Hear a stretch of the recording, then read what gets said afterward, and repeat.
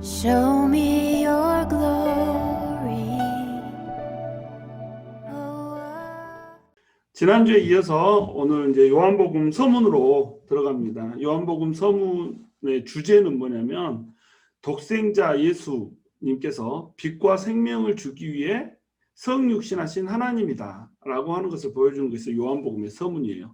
그러니까 어떤 사람들은 이 요한복음의 서문이 모든 요한복음의 내용을 다 쓴 다음에 이 서문을 작성했다라고 추측하기도 해요. 왜 그러냐면 요한복음의 서문에 나온 그 주제, 독생자 예수님께서 빛과 생명을 주시기 위해서 이 땅에 오신 하나님이다라고 하는 것을 그 다음 내용들이 다 보여주고 있고, 이것을 정확히 요약해서 설명해주고 있는 것이 바로 요한복음의 서문이기 때문에 그래요. 그래서 요한복음 서문은 요한복음 1장 1절에서 18절까지 말씀 요한복음 서문에 해당하는 겁니다. 요한복음에는 서문이 있고 본문이 있다고 그랬죠. 그래서 서문에서 예수님이 어떤 분이라고 하는 것, 예수님이 하나님의 아들이라고 하는 것, 이것을 딱 보여주고 나서 그 다음에 본문, 다시 얘기해서 표적의 책, 그 다음에 영광의 책, 이 두 책을 통해서 예수님이 하나님의 아들이라고 하는 서문의 내용을 증명하는 거라고 이렇게 말씀하셨죠. 그래서 요한복음 1장 1절은 이렇게 시작합니다. 태초에 말씀이 계시니라.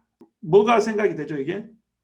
태초에라고 시작되는 성경이 또 있죠. 그게 창세기 1장 1절이죠. 태초에 하나님께서 천지를 창조하시니라, 이렇게 시작을 하잖아요.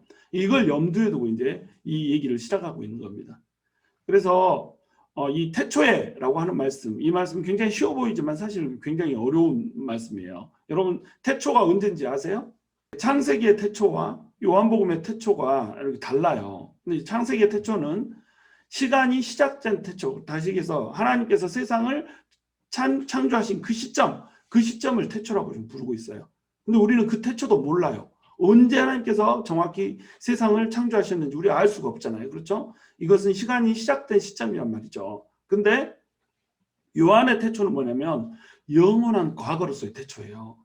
하나님께서 천지를 창조하실 때 그때도 하나님과 함께 계셨지만 그 전부터 이미 하나님 이 말씀이 있었다 이거죠. 태초에 말씀이 계셨다 이 말이에요. 이 태초는 영원한 과거, 우리가 그 시작을 알 수 없는 알파와 오메가 중에서 이 알파로서의 그 태초, 도무지 알 수 없는 그 시원을 알 수 없는 태초, 그 태초를 지금 요한은 얘기를 하고 있는 거예요. 굉장히 어려운 단어죠. 그러니까 우리로서는 감히 상상할 수 없는 이 단어로 지금 시작을 하고 있는 겁니다. 창세기의 태초에 하나님이 천지를 창조하시니라, 이 말씀을 염두에 두고 출발하면서도 그 창세기의 태초를 넘어서는 태초, 이 태초를 지금 요한이 얘기를 하고 있는 거예요.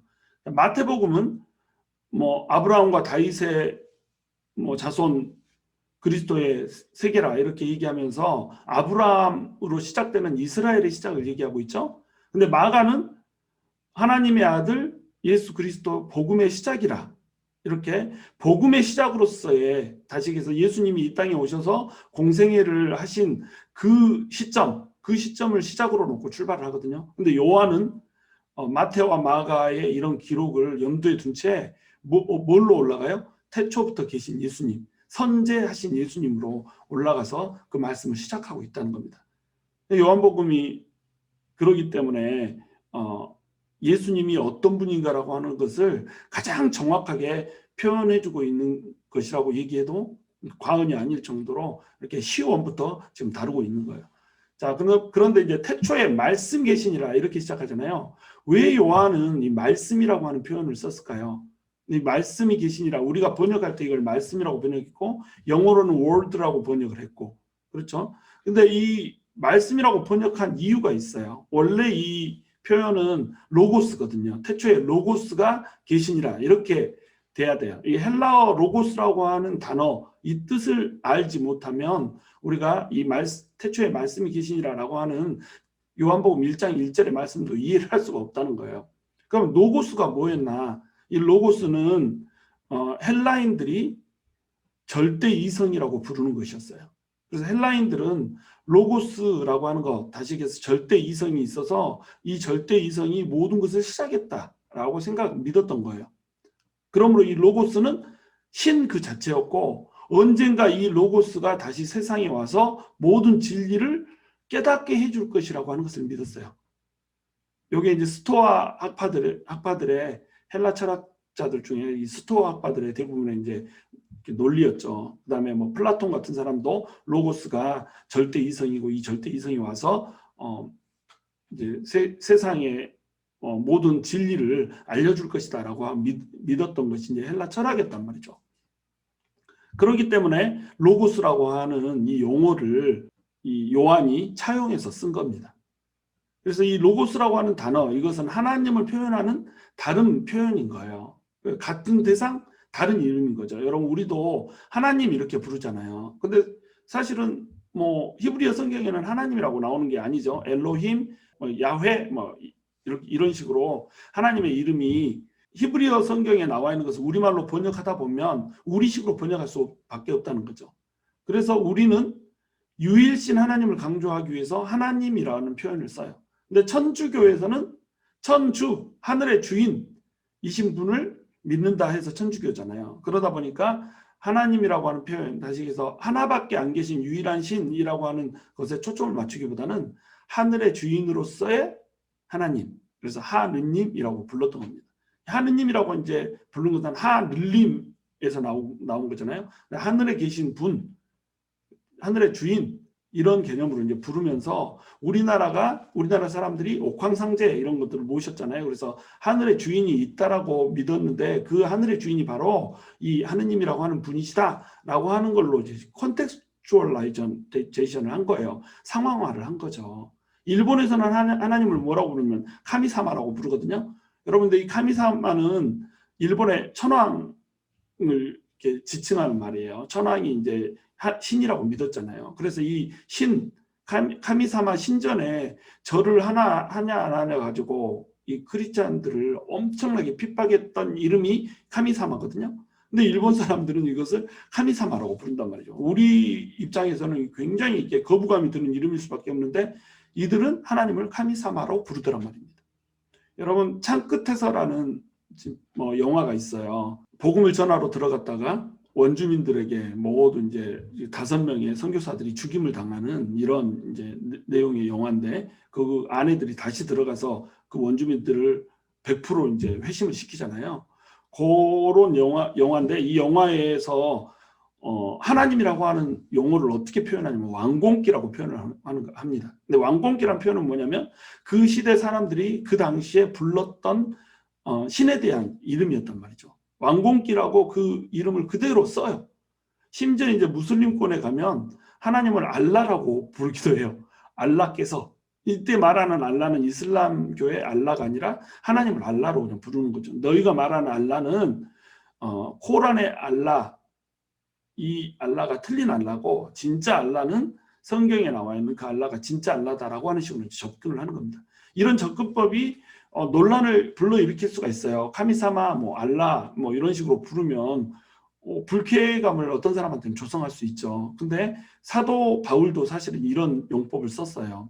사도 바울이 아테네에 가가지고 이제 복음을 전하려고 하는데 이 사람들이 너무 우상 숭배를 많이 하잖아요. 우상 숭배를 많이 하다가 보니까는 막 신들이 너무 이제 다신교니까 신들을 막 여기저기 막 이렇게 찾고 막 이런데 혹시라도 빠뜨린 신이 있을까봐 이 사람들이 불안해가지고 알지 못하는 신에게도 제사를 드렸던 겁니다.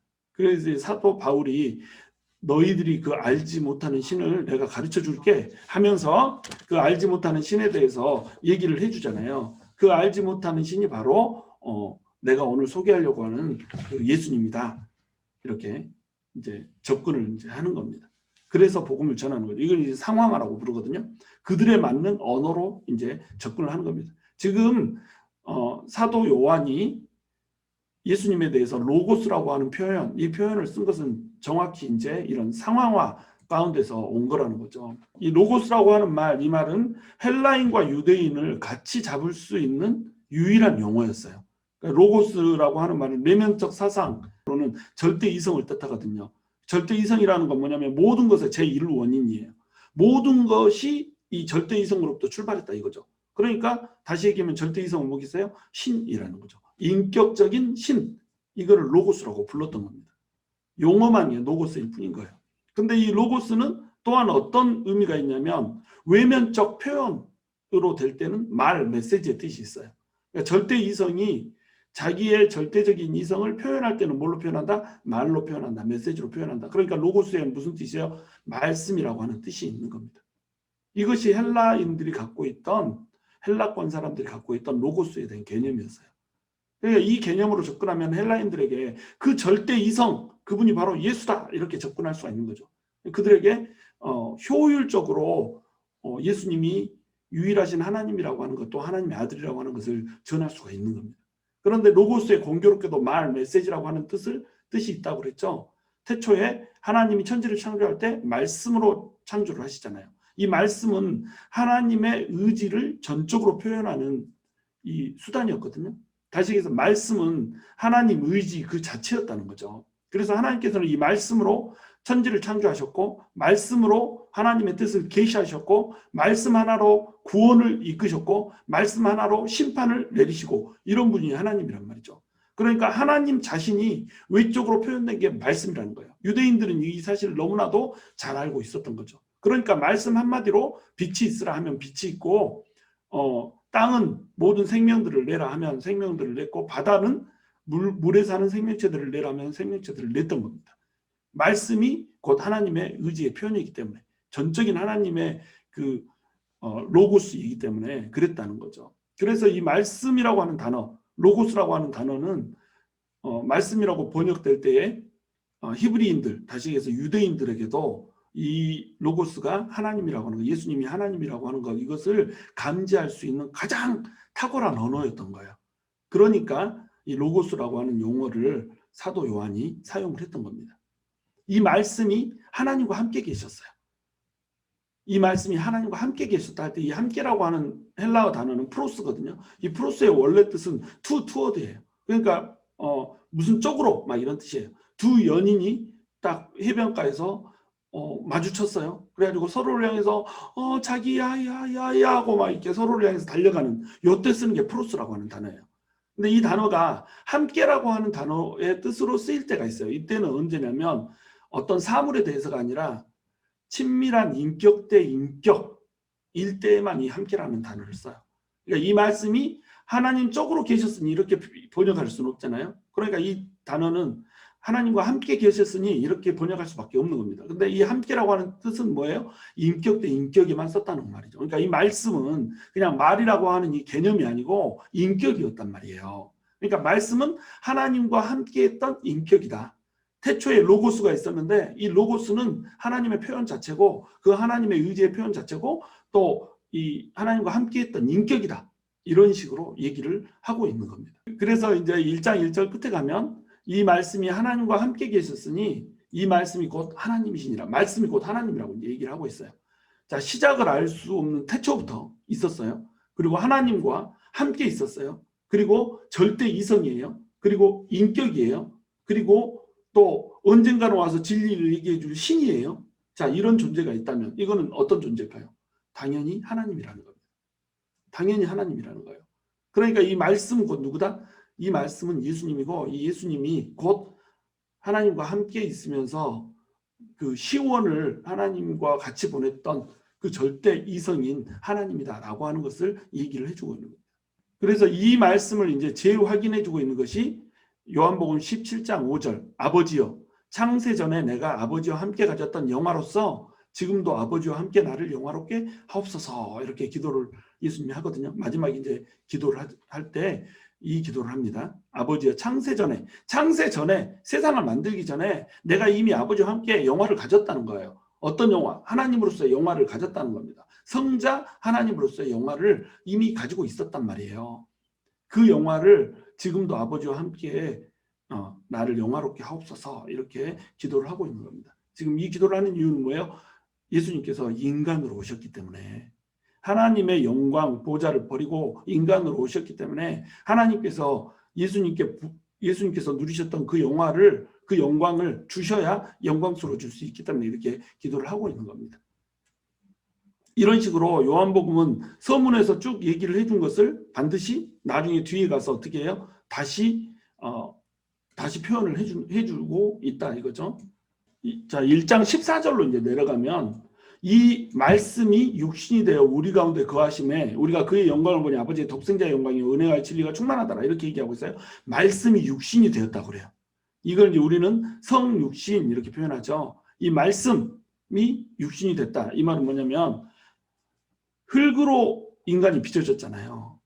인간이 흙으로 빚어졌는데 흙으로 빚어진 인간이 아니라 예수님은 어떻게 오셨다고요? 말씀 자체가 육신이 되어서 왔단 말이죠. 근데 이 말씀이 육신이 되어서 왔다는 얘기는 뭐예요? 말씀이신 하나님이 절대 이성이 육신이 되어서 왔는데 이 육신은 흙으로 빚어진 인간의 모습하고 똑같은 거잖아요. 그러니까 굉장히 낮은 존재, 천한 존재, 흙은 가장 낮은 곳에 있잖아요. 바닥에 있잖아요.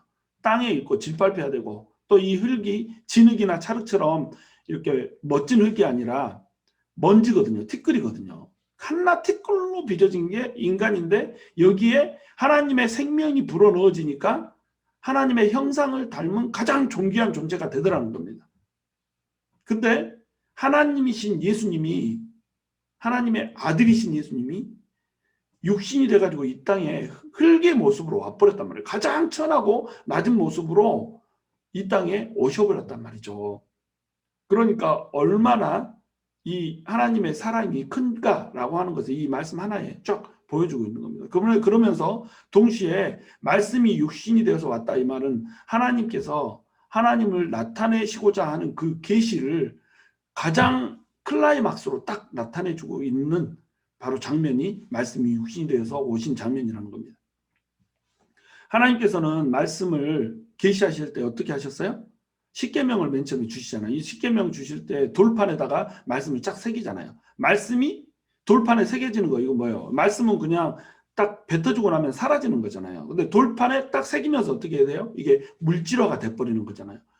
이런 식으로 하나님의 말씀, 다시 얘기해서 예수님이 눈에 보이지 않으시는 분이신데 이분이 육신이 되어서 눈에 볼 수 있는 계시로 우리한테 와버렸단 말이죠. 계시란 말이에요. 계시. 근데 이 계시는 십계명도 계시고 또 그 동안에 주어졌던 성경 말씀도 다 계시죠. 이걸 이제 특별 계시라고 불러요. 우리 이 사람에게 하나님께서 하나님을 알 수 있게 해주기 위해서 계시를 주시거든요. 이 계시를 영어로 리버레이션 이렇게 부르잖아요. 레버레이션 이렇게 부르잖아요. 리빌이란 말이죠. 리빌이란 말은 빌이 이렇게 가려진 이 베일이란 뜻이에요. 리는 이제 걷어낸다는 뜻이고, 그래서 베일을 걷어내는 거 이것이 계시거든요. 숨겨진 하나님을 드러내는 거 이게 계시거든요.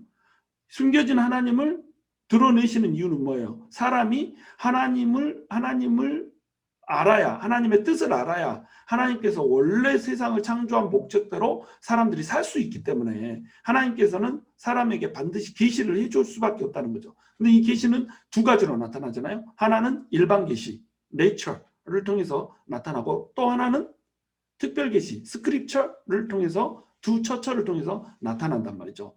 특별 계시는 십계명 또 하나님의 말씀 이전에 주어졌던 전 구약의 말씀 이걸로 주어졌었어요. 그런데 예수님께서 이 땅에 딱 와버렸단 말이죠. 그러면 예수님께서 이 땅에 육신을 입고 와버린 이 상태는 성경보다 훨씬 명확해요? 아니면 더 흐릿해요? 훨씬 뚜렷하죠. 그러니까 특별 계시들 위에 특별 계시, 가장 뚜렷한 특별 계시가 뭐냐면 예수님이라는 겁니다. 그러니까 예수님을 보면 뭘 알 수가 있는가요? 하나님을 알 수가 있다는 거예요.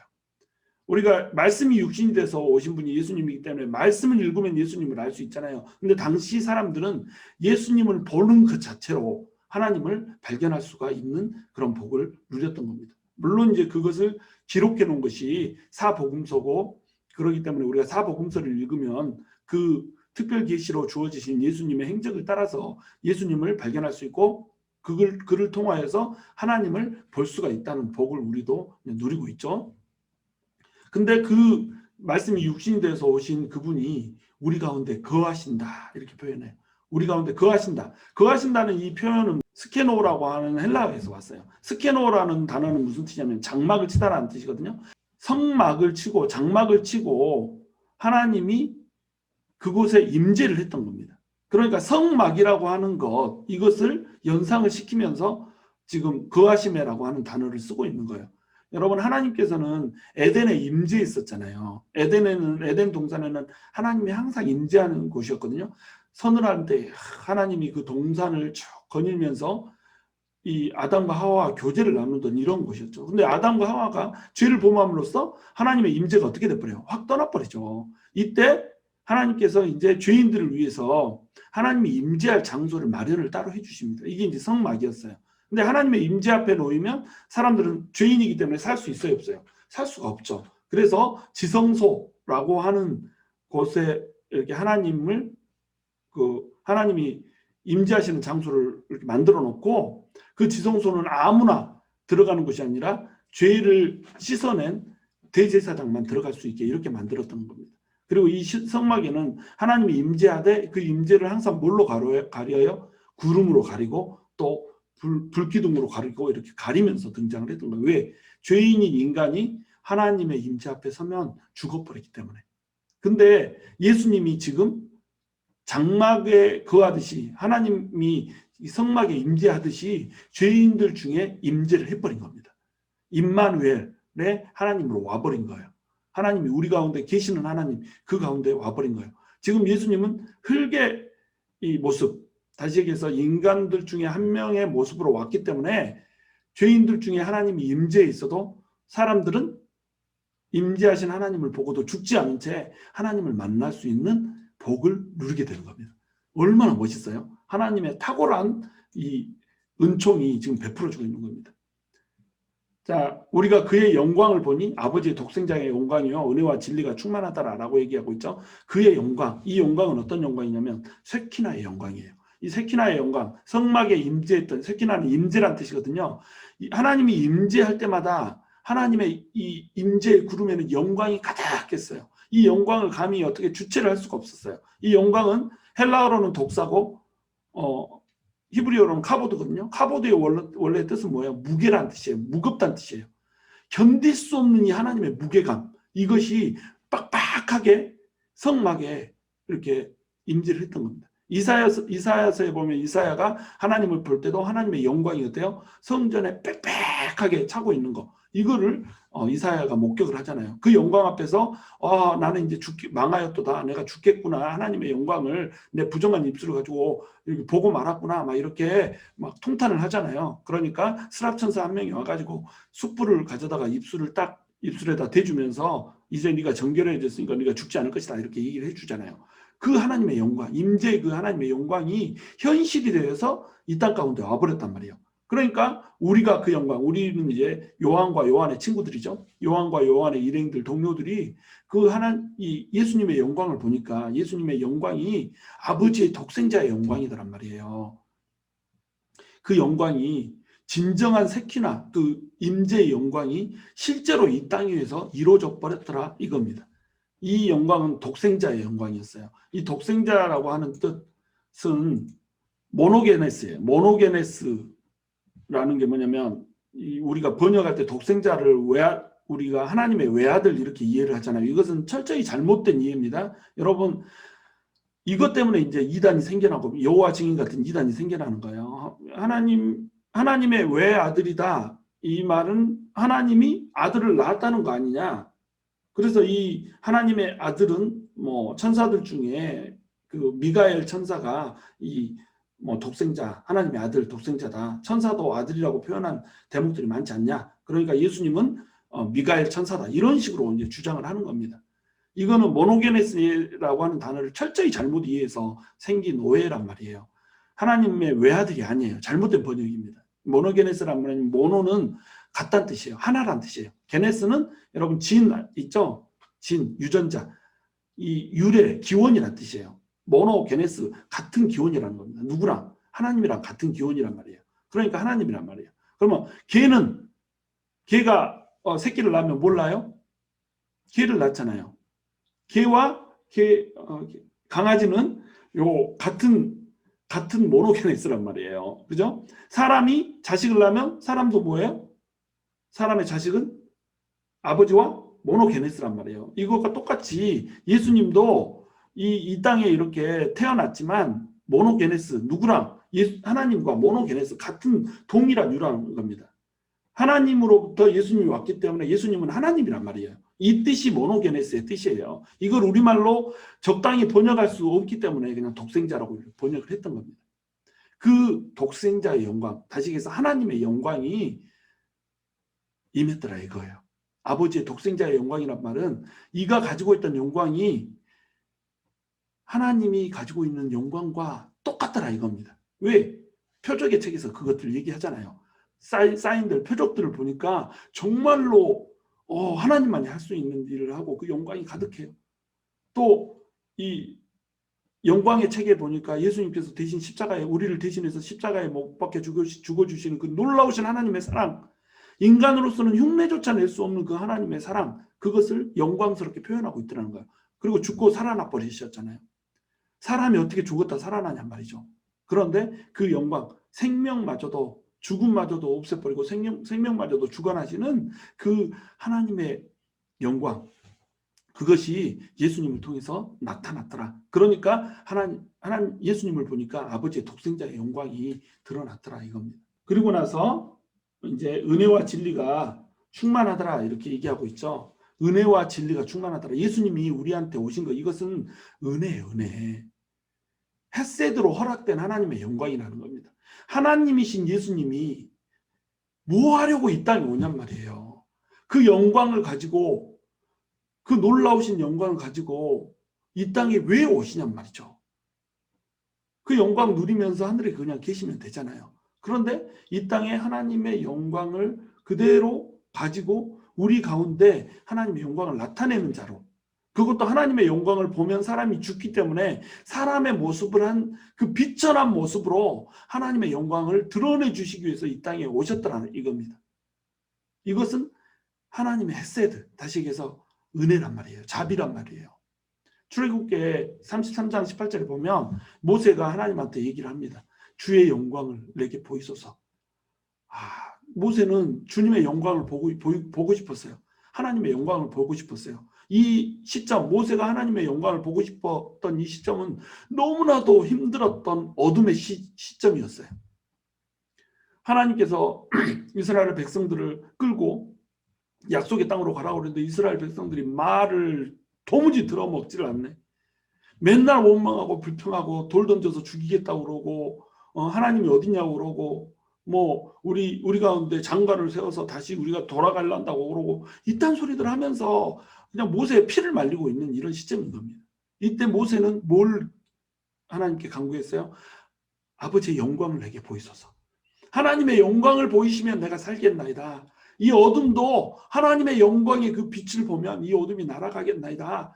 주님의 영광을 내게 보이소서. 이렇게 얘기했다는 거예요. 이것이 오늘날 우리가 해야 되는 기도라는 거예요. 주님의 영광을 보이소서. 그럼 이 주님의 영광을 보여달라고 얘기를 하면 하나님께서 주님의 영광을 보여줄 의무가 생기는 건가요? 아니죠. 모세할 때 하나님은 하나님의 영광을 보여주실 필요가 없었어요. 근데 하나님의 영광을 보면 모세는 또 죽어요.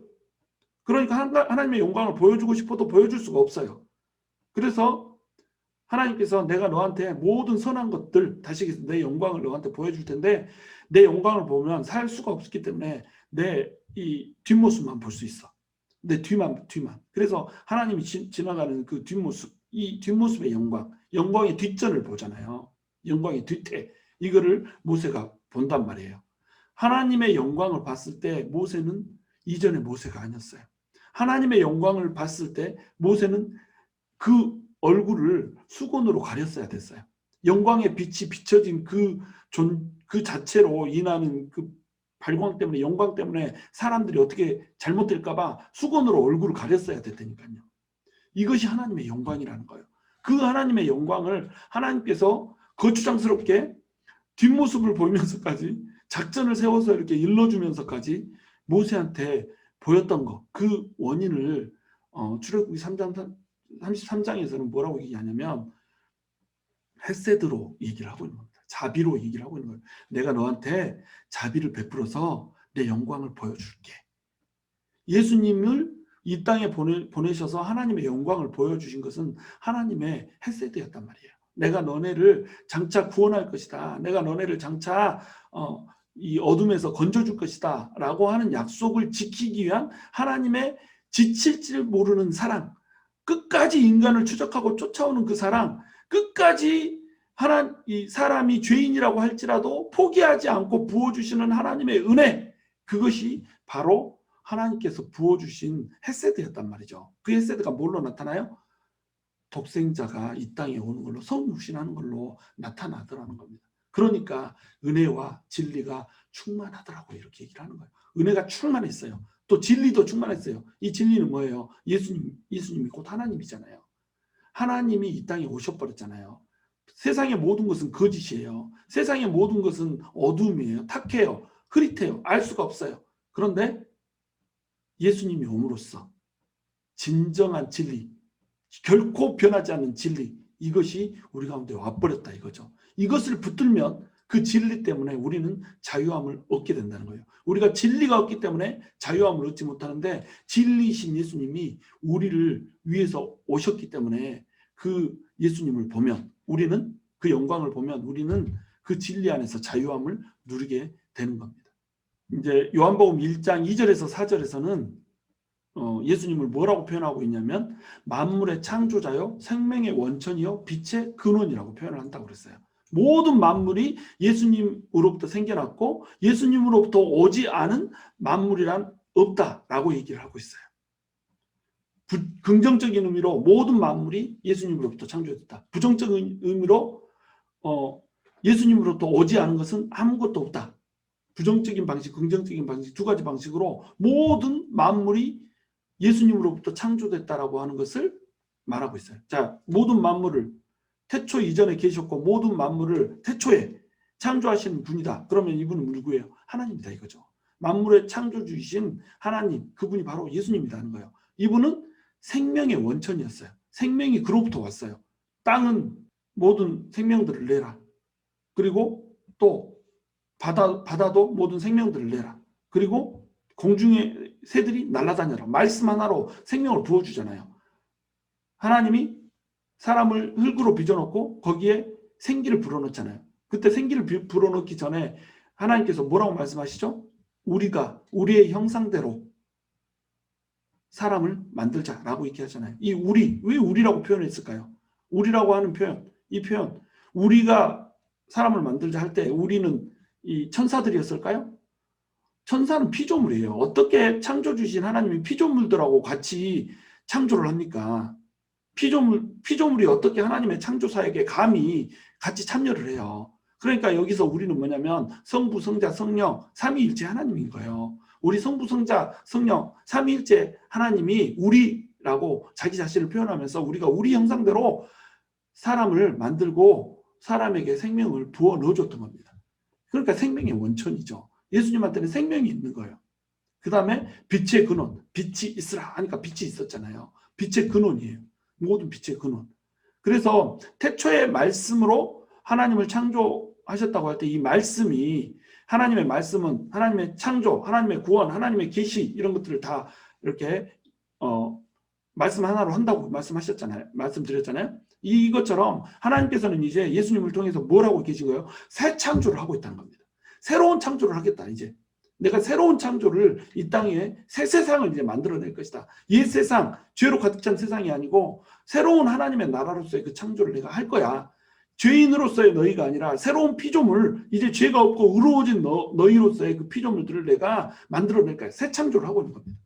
죄 때문에 너희가 이제 죽게 생겼는데 내가 너희에게 와서 생명을 줄 거야. 구원의 메시지를 주고 있는 거예요. 죽을 수밖에 없는 너희를 내가 구원해서 새로운 생명을 줄게. 죽어서 언젠가는 없어질 그 생명 말고 영원히 사는 그 생명, 내가 그 생명을 줄게. 이게 예수님인 겁니다. 예수님은 생명의 원천이에요. 또 예수님은 빛이잖아요. 그래서 계시예요. 예수님 자체가 계시였고, 예수님께서는 하나님을 나타내는 하나님에 대한 계시였고, 또 하나님의 나라에 대한 계시였고, 천국에 어떻게 들어가는지, 천국에 이르는 길에 대한, 의에 이르는 길에 대한 계시였단 말이죠. 그러니까 하나님은 빛이죠. 이 어둠뿐인 세상, 아무것도 앞을 알 수가 없고 정말 어둠 속에서 내 인생이 좌절뿐이고 소망이 하나도 없는 그 가운데 예수님께서 빛이 되겠다는 거예요. 하나님을 보여주는 그 계시의 빛일 뿐만 아니라 너네에게 새로운 생명을 주는 생명의 빛이 되겠다는 거예요. 이것이 예수님이라는 겁니다. 이것을 이건 서론이죠. 서론은 반드시 본문에서 이제 재확인이 된다고 그랬죠. 5장 26절에 보면 아버지께서 자기 속에 생명이 있음 같이 아들에게도 생명을 주어 그 속에 있게 하셨고 이렇게 표현하고 있습니다. 아들에게 사람으로 예수님이 오셨지만 사람으로 오신 그 예수님 안에도 생명이 있단 말이에요. 예수님이 뭐 생명이 있어서 살았다는 얘기가 아니라 예수님이 생명이 있어서 다른 사람에게 생명을 줘버릴 수가 있단 말이에요. 그러니까 해당장 야이로의 딸이 죽었는데 살려버리잖아요.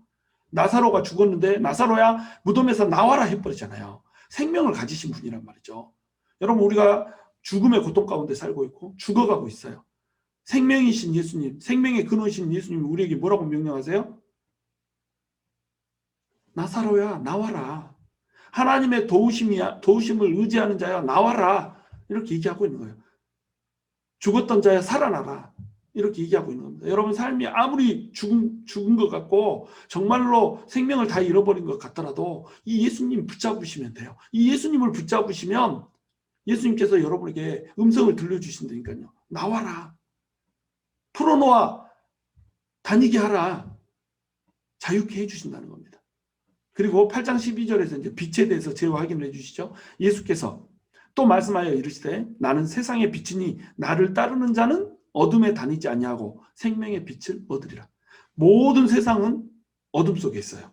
그래서 어둠 속에서 악하게 지내고 죄를 범하면서 살아요. 어둠 속에 있기 때문에 슬픔과 좌절과 상실이 있어요. 거절감이 있고 쓴뿌리가 있고 또 고통이 있어요. 고통이 끊이지 않고 고통이 더해지면서 아픈 곳에 더 아픔이 더해지고 깐 입만 또 까고 아픈 입만 또 까고 이렇게 하는 것이 인생이란 말이죠. 이 인생의 어둠 속에다가 하나님께서 생명의 빛을 던져 놓아버린단 말이에요.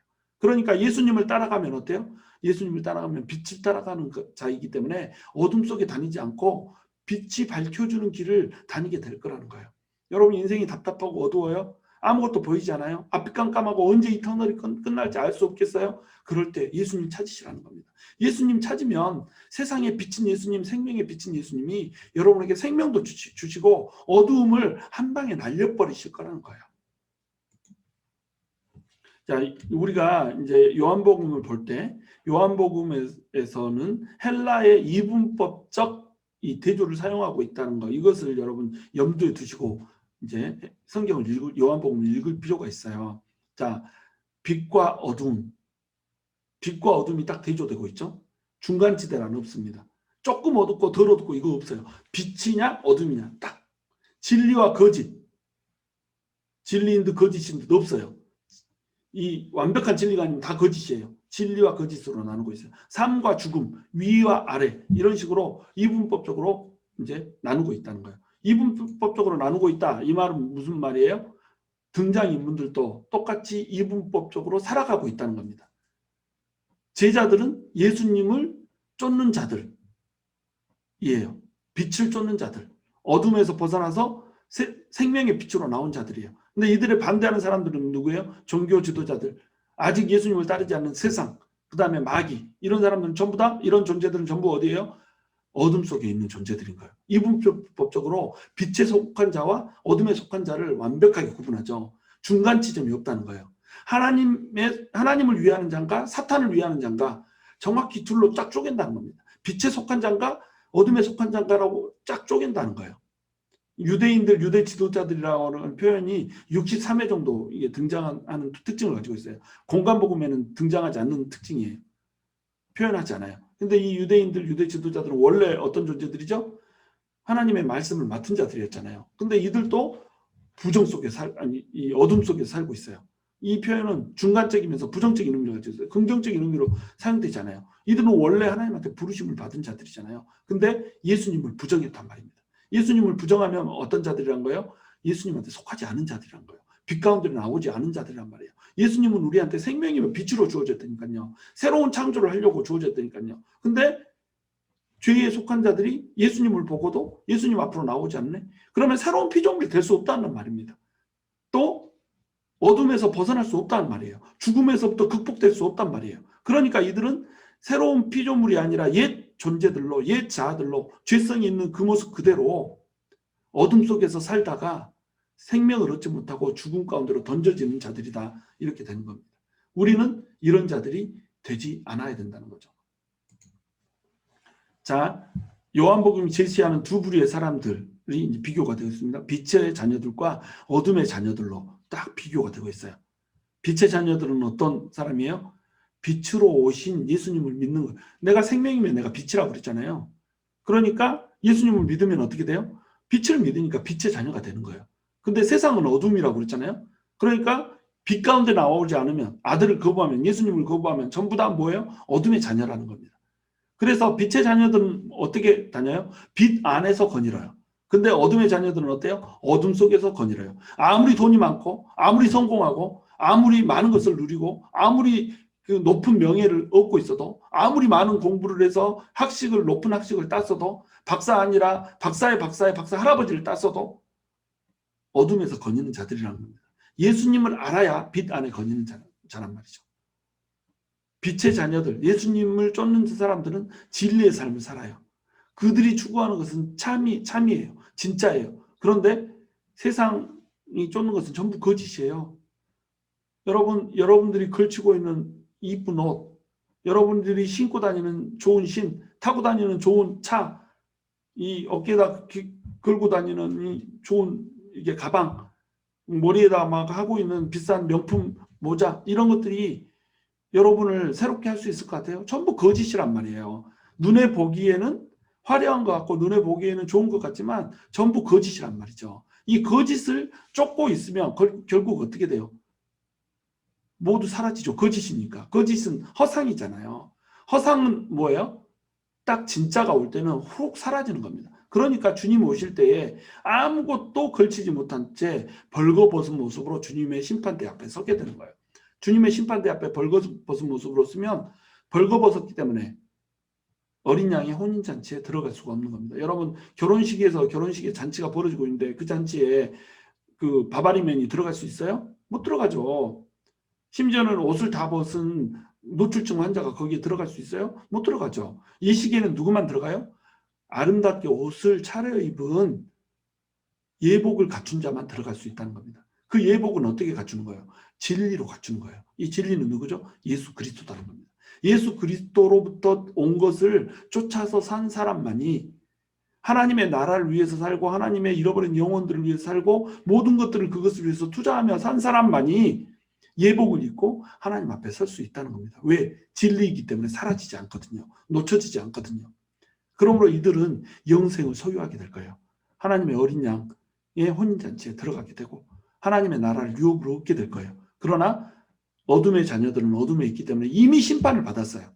이미 지금부터 심판을 누리고 있어요. 우리는 이미 영생을 소유하고 있어요. 예수를 믿는 순간에 영생을 소유해요. 근데 예수를 믿지 않으면, 예수를 믿지 않았기 때문에 이미 심판이 왔어요. 살고 있지만 우리가 똑같이 뭐 잘 먹고 잘 살며 떵떵거리며 살고 있는 것 같지만 이미 심판이 임한 그 심판의 상태를 지나가고 있는 거예요. 그리고 나서 예수님이 재림하실 때 그 심판의 절정이 이제 이루어지는 거죠. 그런데 빛의 자녀들한테는 뭐가 없어요? 심판이 없어요. 그러나 어둠의 자녀들한테는 어둠에 있었기 때문에 자기 선택한 어둠에 대해서 하나님의 진노를 받게 된다는 겁니다. 우리는 어떤 사람이에요? 위로부터 난 사람이에요. 그런데 어둠의 자녀들은 어떤 사람이에요? 아래로부터 난 사람이라는 겁니다. 이것이 요한복음 서론에서 전부 대조해서 쫙 제시하고 있는 얘기라는 거예요. 이 서론에서 제시하고 있는, 서문에서 제시하고 있는 이 내용은 이제 본문으로 들어가면서 점점 더 극명하게 예를 들어가면서 이제 설명이 되게 될 거예요. 여러분, 우리는 빛의 자녀입니까? 어둠의 자녀입니까? 우리는 분명 예수를 믿었기 때문에 빛의 자녀예요. 근데 빛의 자녀인데 여러분, 우리가 살고 있는 모습을 봐보세요. 빛의 자녀, 어둠의 자녀, 요한복음은 정확히 이분법적으로 쫙 가르거든요. 근데 우리에게 회색지대가 있네.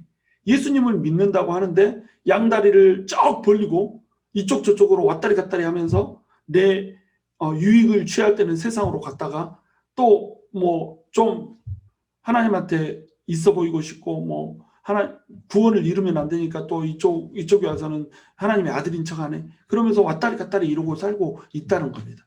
자, 그럼 회색지대에 머무르는 것, 이것은 요한복음을 허용을 해요, 안 해요? 안 한다는 거예요. 아직 어둠에 있다는 겁니다. 빛의 자녀라고 하는 신분을 가졌는데 아직 어둠의 자식처럼 살아가고 있는 거예요. 그러니까 이것이 하나님의 마음을 아프게 하고 예수님을 다시 십자가에 못 박게 하고 예수님의 피값을 똥값으로 만들어버리는 결과를 초래하더라는 겁니다.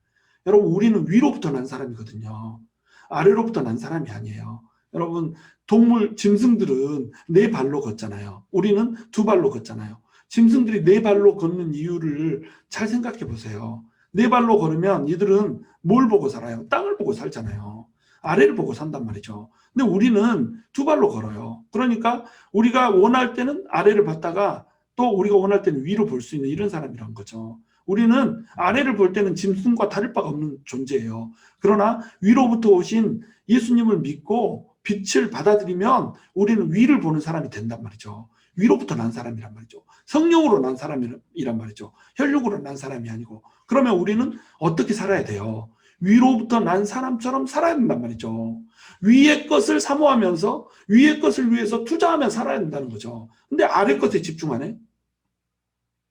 어떻게 좋은 것을 누릴까? 어떻게 맛있는 음식을 먹을까? 어떻게 좋은 곳에 한번 더 놀러 갈까? 어떻게 하면 더 좋은 차를 탈까? 어떻게 하면 더 높은 자리에 오를까? 어떻게 하면 다른 사람을 짓밟고서라도 내가 더 유명한 사람이 될까? 어떻게 하면 내가 더 힘 있는 사람이 돼서 이 권력을 마음대로 휘두르면서 떵떵거리며 방귀깨나 끼며 살아볼까? 이렇게 생각하면서 산단 말이죠. 이것이 아래 것들을 바라보면서 사는 삶이라는 거예요. 이건 누가 하는 거냐면 아래에서 난 자들이 하는 거라는 겁니다. 우리는 위에서 난 자잖아요. 그럼 우리는 뭘 봐야 돼요? 하나님을 어떻게 사랑할까? 하나님과 어떻게 하면 더 친숙하고 친밀하게 교제할까? 어떻게 하면 예수님을 더 만져지게 할 수 있을까? 어떻게 하면 예수님을 향하여서 우리의 사랑을 더 많이 고백할 수 있을까? 어떻게 하면 하나님께서 사랑하시는 그 영혼들 한 영혼이라도 하나님께로 돌릴 수 있을까? 어떻게 하면 하나님의 나라를 위해서 내 모든 가진 이 재능과 또 재물과 시간들을 사용하면서 영광스럽게 살아갈 수 있을까? 어떻게 하면 하나님의 영광을 이 땅에서 누리며 만나며 보며 살 수 있을까? 어떻게 하면 하나님의 신령한 은사들을 좀 받아볼 수 있을까? 어떻게 하면 예수님의 그 인격적인 속성, 사랑과 희락과 화평과 오래 참음과 자비와 양성과 충성과 온유와 절제를 누리면서 살 수 있을까? 이런 것들을 고민하면서 사는 것이 위로부터 난 사람이라는 거예요.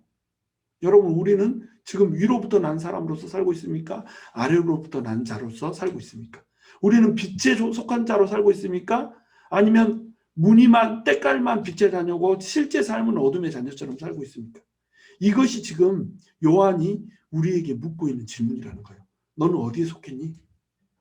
넌 어떻게 살래? 빛의 자녀로 살래? 어둠의 자녀로 살래? 여러분, 우리가 주님께로 나와서 예수님을 붙잡고 정말 우리는 은혜를 입은 자예요. 이 땅에 임한 하나님의 영광인 예수님을 알아봐버린 사람이라니까요. 세상은 모를 때 우리는 그를 알아봐버린, 영광을 감지해버린 사람이라니까요. 그래서 그 하나님의 영광, 이 땅에 임해버린 우리 장막 중에 거하는, 우리 가운데 임재하는 그 세키나의 영광을 현실로 만들어버린 그 예수님을 우리는 손으로 만진 자라니까요. 그렇기 때문에 우리는 빛의 자녀로 살아야 되는 겁니다. 여러분, 정말로 우리가 하나님의 영광을 만진 자로서, 소유한 자로서 아래의 것들을 바라보지 않고 위의 것들을 바라보면서 위로부터 난 사람으로 천국의 시민권자로 이 땅을 살아가기를 주님의 이름으로 축원합니다.